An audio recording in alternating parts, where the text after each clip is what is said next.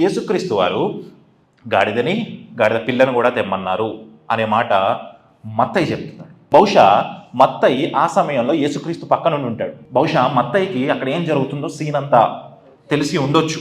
Mark గారు ఏమంటున్నాడు? గాడిద పిల్ల అంటున్నారు. లూకా గారు ఏమంటా ఉన్నారు?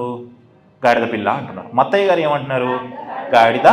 గాడిద పిల్ల. వీటన్నిటిలో డిఫరెన్స్ ఉందా అంటే డిఫరెన్స్ ఏమీ లేదు. అయితే లూకా గారు మార్క్ గారు చాలా క్లియర్గా చెప్తా ఉన్నారు కదా, ఆ గాడిద మీద ఎప్పుడు ఎవరు కూర్చుండలేదు అని చెప్తా ఉన్నాడు. అంటే అది ట్రైన్ చేయబడిన గాడిద పిల్ల కాదు. ఒక మనిషి ఎక్కితే మనిషిని ఎట్లా హ్యాండిల్ చేయాలో తెలిసిన గాడిద పిల్ల కాదు. కానీ అదే గాడిద పిల్ల మీద యేసుక్రీస్తు కూర్చున్నప్పుడు యేసుక్రీస్తు ఏ డైరెక్షన్లో వెళ్ళమంటే ఆ డైరెక్షన్లో.